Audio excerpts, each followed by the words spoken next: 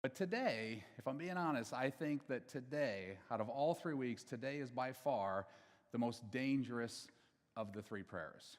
It really is. It's the most dangerous. And before we jump into today's topic, I just want to say that throughout a lifetime, if you go to church frequent enough, maybe you listen to sermons online, you come to church, you're going to have a few talks over the course of your lifetime that you are going to feel that those talks are so bold and perhaps that they were so directed right at you personally that those talks are actually life-changing for you. And I think what happens for a lot of us is when that happens, it's so impactful, we actually feel like God is speaking directly to us. And it's not just that he's speaking to us, but I think sometimes we feel like God is actually calling us to take action in whatever it is that talks about. For some of you today, I think today may be one of those talks. I'm going to warn you ahead of time, though. Fair warning here, this is not a prayer that feels good. It's not a common prayer. It's not a feel-good prayer. This is not one of those prayers that, it's consistent with the God will always make my life better version of Christianity. That's not what this is. In fact, this prayer can be so powerful, though, that it has the potential, if you let it, to open up your heart to whatever God wants to do in your life and forever impact you and forever change your life. The prayer that I'm going to ask you to consider praying with me today is break me. God, break me. Now, I think that we would all agree, probably everybody here, if I asked you, we would all agree that we would all like to live a better life, right? We would all say we would like to have a life that is closer to God. We would like to be more connected to God. We'd like to have a better life. We'd probably even all say that we would like to be more Christ-like, less like us and more like Christ. But I don't think very many of us, if we were asked, would raise our hand today and say, I really want to be broken, right? I really want God to break me. I really want to be poured out.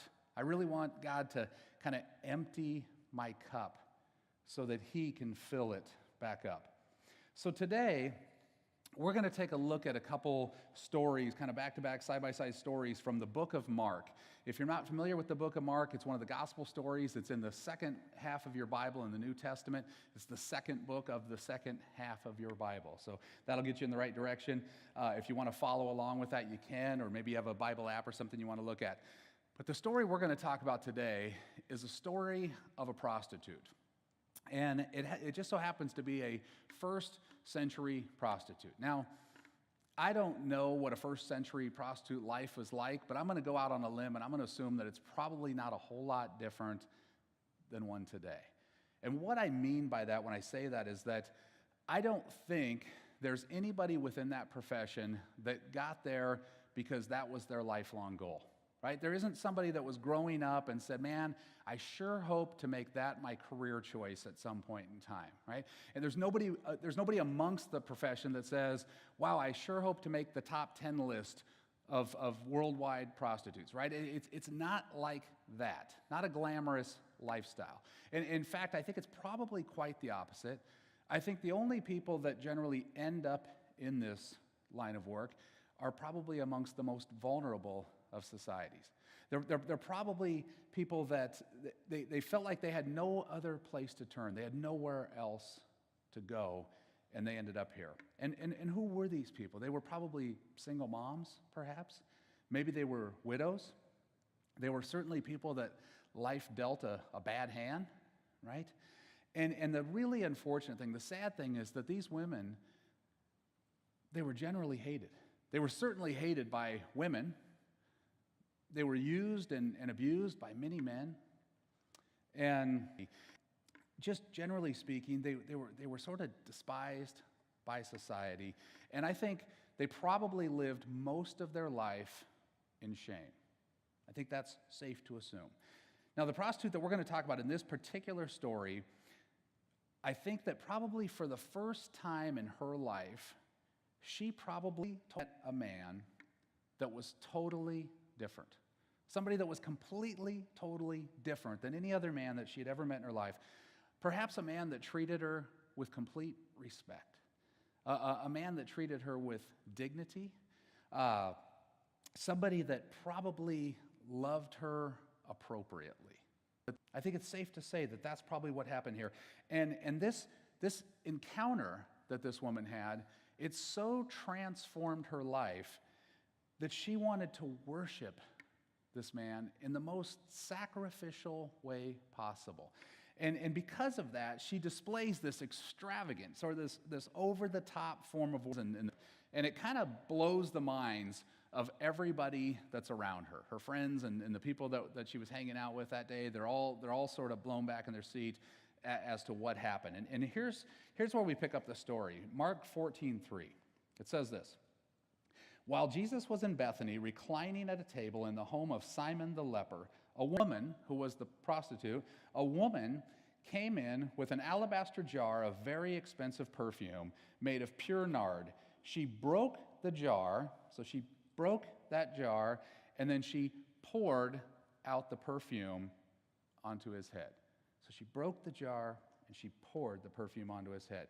So here we see Jesus, right? He's hanging out with this group. He's got a leper here. He's got a prostitute here, right? I mean, quite the band of people that he's assembled here. And you know, I mean, it almost sounds like the beginning of like a bad joke, right? Like a rabbi, a prostitute, and a leper walk into a bar, right?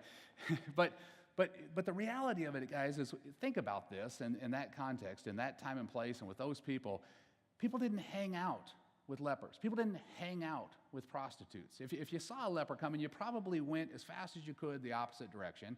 And it certainly was not probably ever socially acceptable to be hanging out with a prostitute. But not for Jesus. See, not for Jesus, because Jesus was different. And Jesus was always different. Jesus, when he came on the scene, see, he showed up for the broken. He showed up for those that were shamed.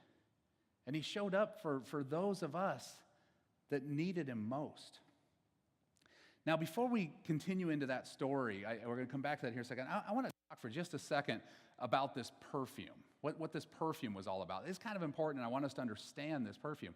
So I think probably everybody here has perfume at their house, right? They either have cologne or they have perfume. They have something that smells good in their house, right?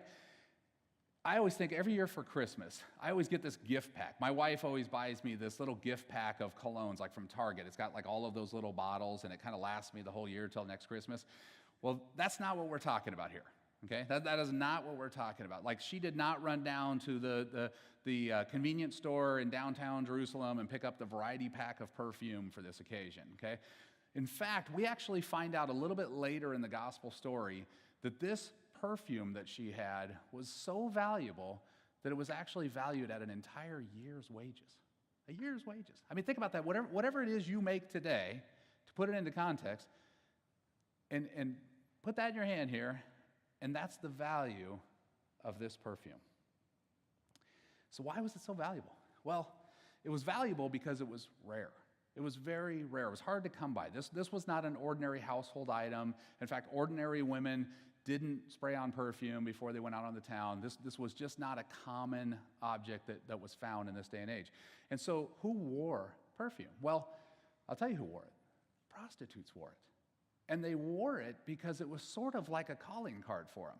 This was something they would put on, and then when they would go walk down the street, if a passerby was coming by, they'd be like, you know, and they'd pick up that scent, and it would sort of send this message that, oh, I see, you're available.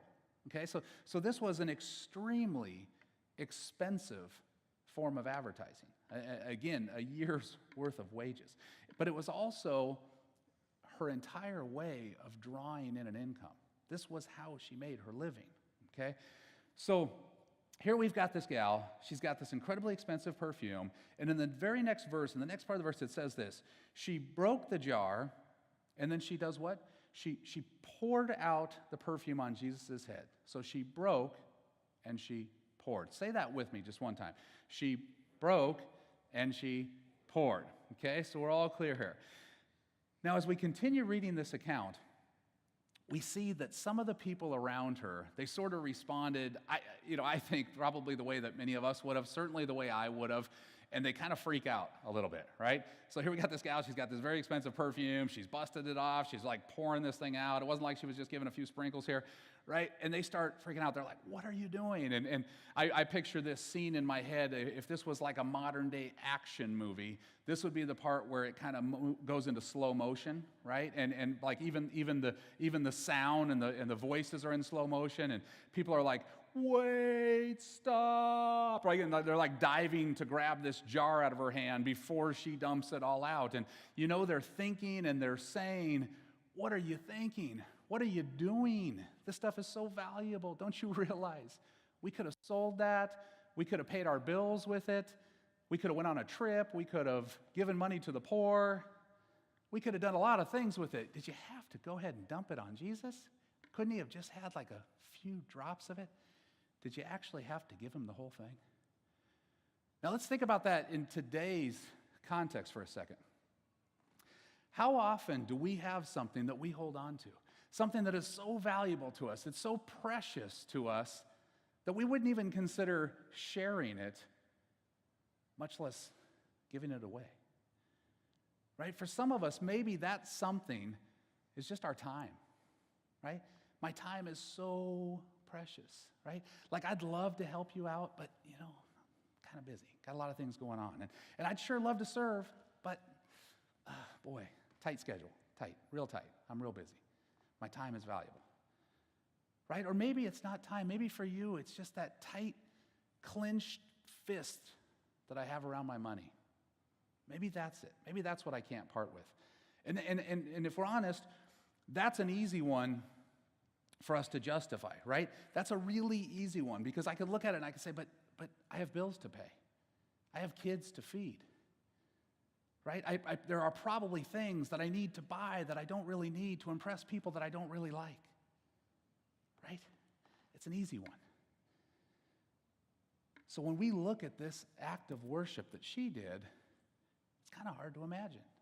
It really is kind of hard to imagine, because it seems so over the top compared to how we typically worship Jesus.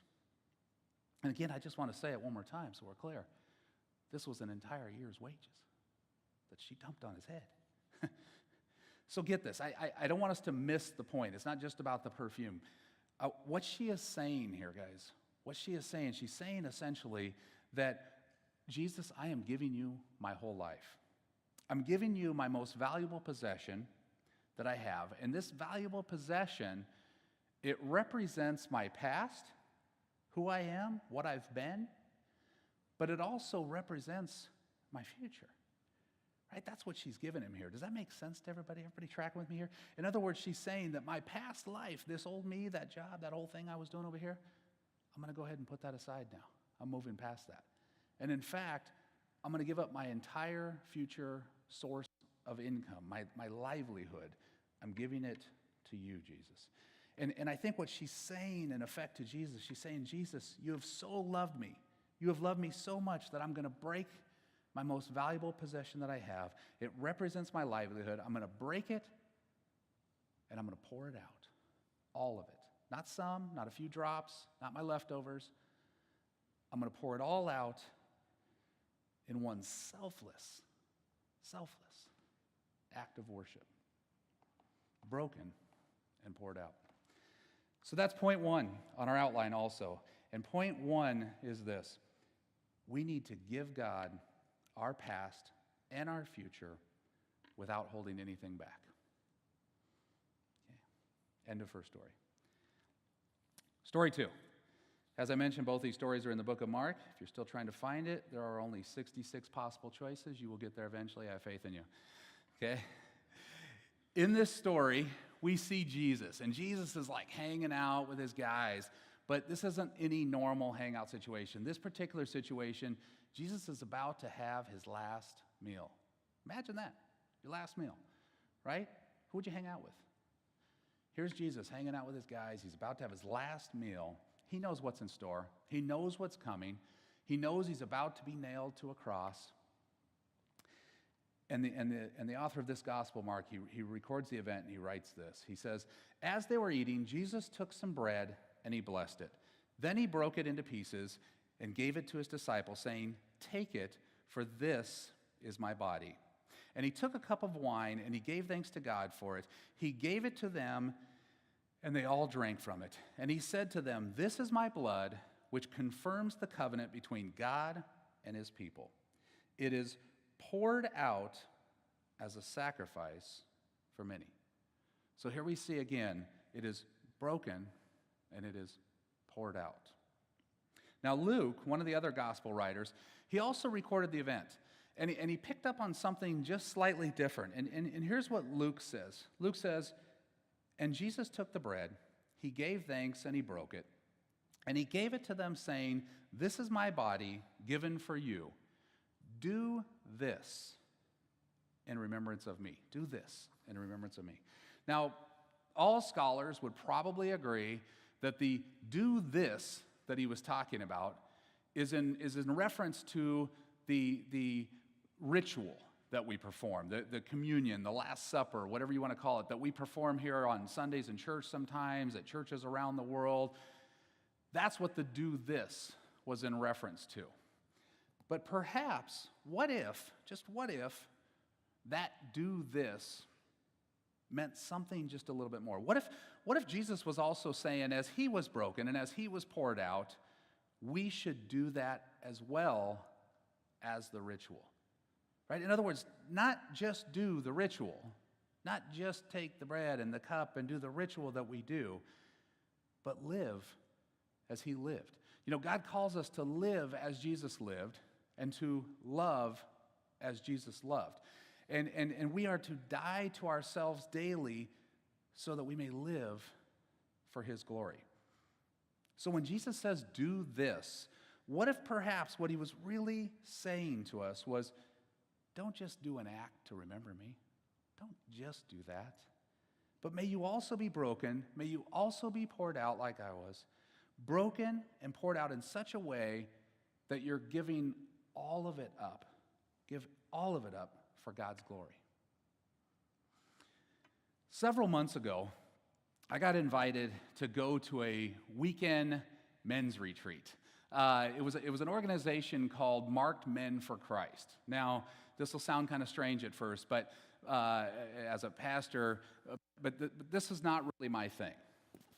Okay, if I'm being perfectly honest, like hanging out, going to a church men's retreat, I've never been to one. And I'm picturing things in my head like, oh my gosh, we're going to sit around a campfire with tambourines and we're going to sing Kumbaya, and not really anything that I was thinking, wow, that sounds like a great time. And so I was a little hesitant, but a friend of mine invited me, a good friend who I trust and I respect. He invited me, and I thought, okay, well, shoot, I guess I'll go. I'll give it a shot. And so I was getting ready to go, and a couple days before the event, I received the itinerary in an email, and it lays out kind of what we're going to be covering over the course of this weekend. And there were 5 focal points that we were going to talk about. And these 5 areas were deceit, fear, anger, sadness, and shame. Okay, so these were going to be the 5 areas. And I remember this just clear as day. I printed this thing off, and my wife was sitting across the room, and I'm reading these. And I remember going down the list and literally out loud saying, not me, not me, not me, not me, and not me. And I said to her, well, none of this really applies to me, but I guess I'll go anyway, and maybe I'll get something out of it. So that was kind of where my head was at as I was heading to this event. And as I drove to the event, I started praying. I was trying to get my head on straight. I'm like, okay, well, let's try to get something out of this, right? And by the time I got there, I was pretty focused, and I was ready to hopefully get something out of this. And I was praying to God, God, don't just let this be a wasted weekend. I'm here, okay? I showed up, so let me get something out of this. Now, one of those areas, those 5 areas that I mentioned, was anger, right? This was one of the 5 focus areas. Now, most of you will probably never experience this here on Sunday with me, but truth be told, from time to time, I can have a bit of a temper. I can have a little bit of a short fuse, right? Like I can kind of go from 0 to 60 just like that if something sets me off. Consider yourself all warned, okay? But here's the deal.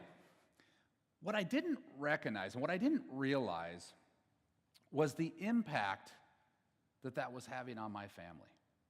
Okay, I didn't realize that by me yelling all the time, by me saying things that, like, as soon as they came out of my mouth, I couldn't possibly reel them back in fast enough because they'd already been said and I already regretted them.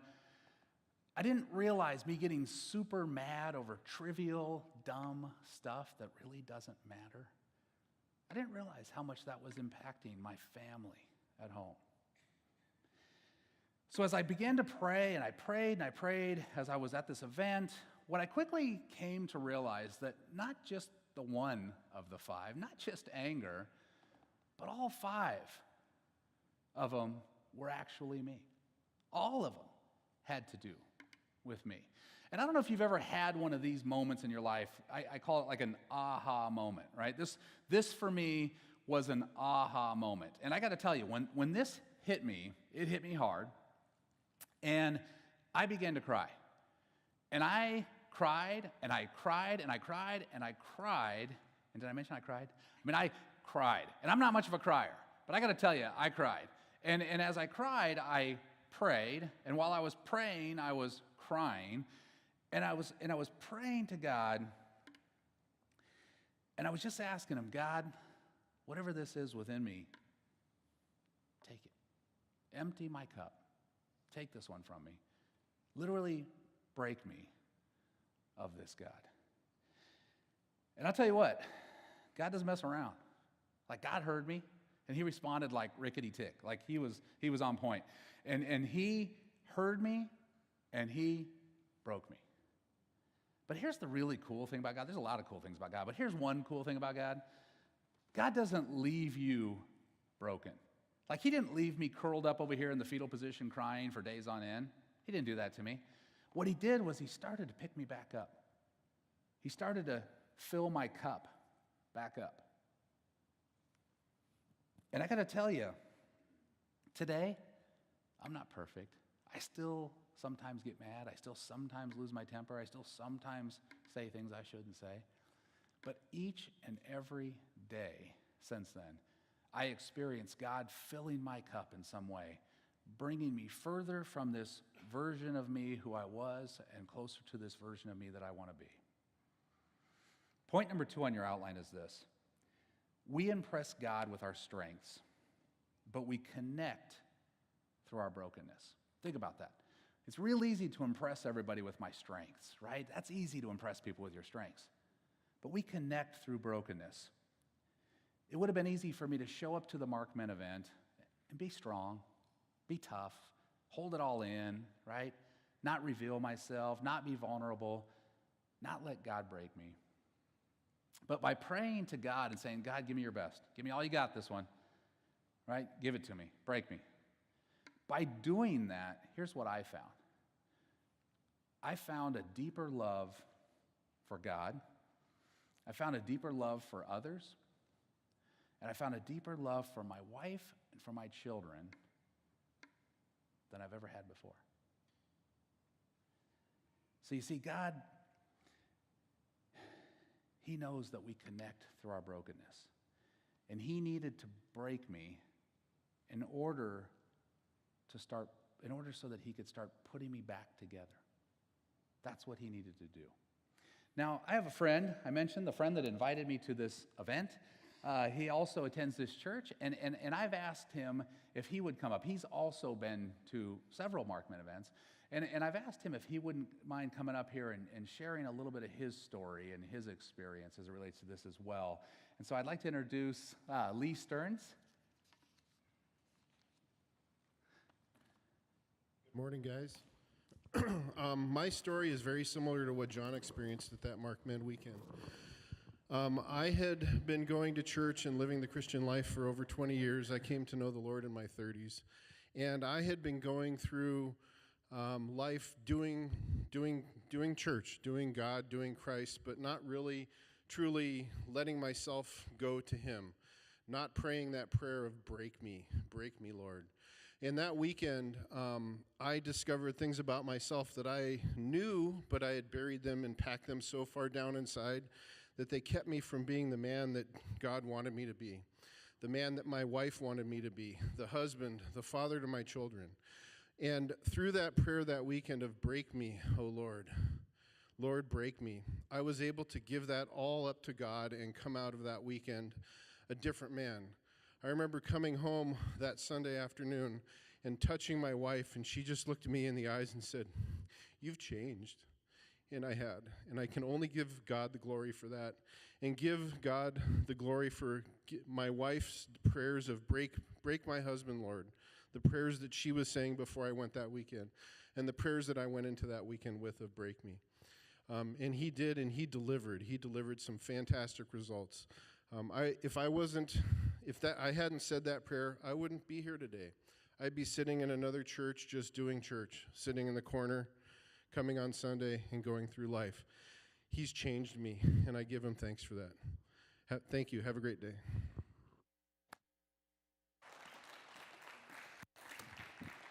Thank you, Lee.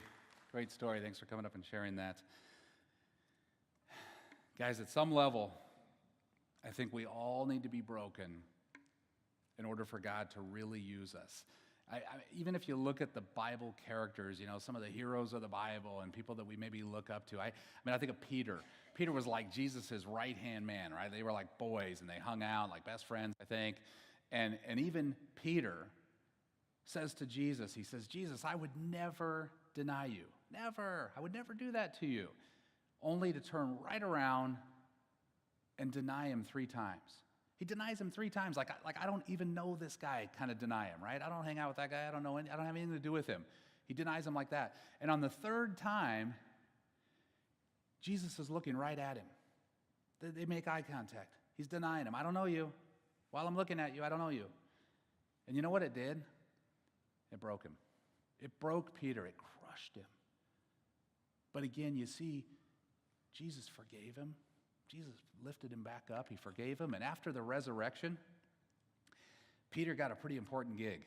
He got asked to be the guest speaker at an event that was called the Pentecost. Now, this was a big deal. About 3,000 people came to accept Jesus as their Lord and Savior on this day. And this brings me to point 3 on my outline, is this. Those whom God uses the greatest are often those who've been broken the deepest. Now, I can attest to this. I've experienced this firsthand. I can attest to this in my own life, that my greatest breakings are often God's greatest blessings. And I think you'll all find that to be the case in your life. That where God breaks you the most, be ready, because there's probably a blessing in store there. Now, I realize that for some of you today, you are not ready to pray this prayer. That's okay.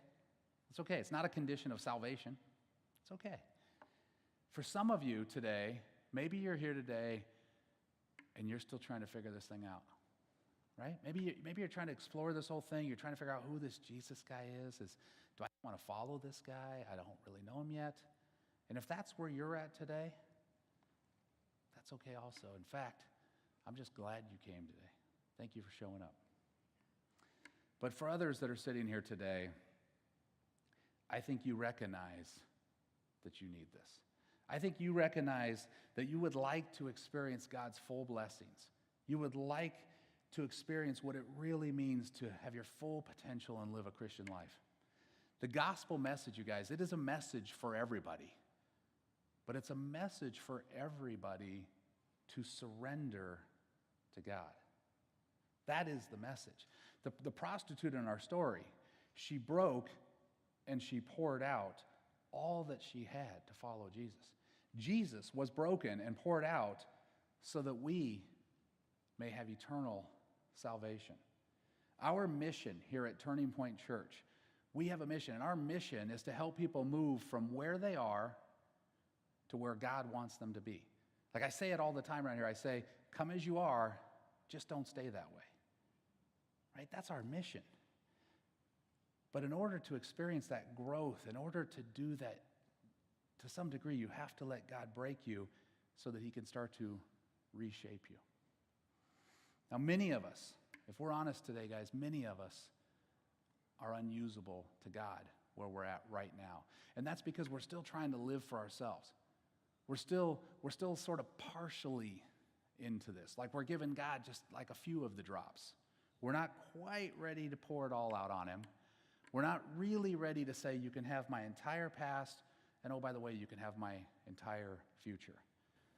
So if you find yourself in that seat today, you find yourself partially devoted to Jesus, let me encourage you today to consider praying a very dangerous prayer.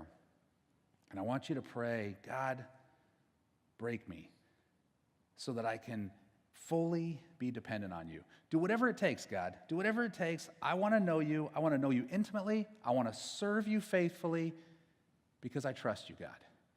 Do whatever it takes. Break me, God, so that I may know you. Now, if you're not there, as I said, that's okay. If you're not there today, that's not where you're at just quite yet. I'm okay with that, but you don't just get a free pass today. Okay? What I don't want is I don't want 80% of you to walk out of here and say, hey, that was kind of a good talk, but it really just didn't apply to me. Okay? Here's what I want you to do. If you're not ready to pray that prayer today, what I want you to do is take a second, and I want you to think of one area, one thing in your life right now that is not pleasing to God. Whatever it is, one thing in your life that is not pleasing to God. And I want you to start there. I want you to ask God, I want you to pray to God to break you of this one area of your life. For some of you, maybe that one thing, maybe it's lust. Maybe for others, it's pride or jealousy, or maybe you're like me and maybe that one thing is anger. Whatever it is, whatever that one thing is today, I want to ask you to take just a baby step with me, kind of bridge that gap with me. Start there, and then see where God leads you. Let God help you in the one area, and then see what he does with the rest of your life when you really trust him. Ask God to break you of that today, whatever it is. Can we do that today, guys?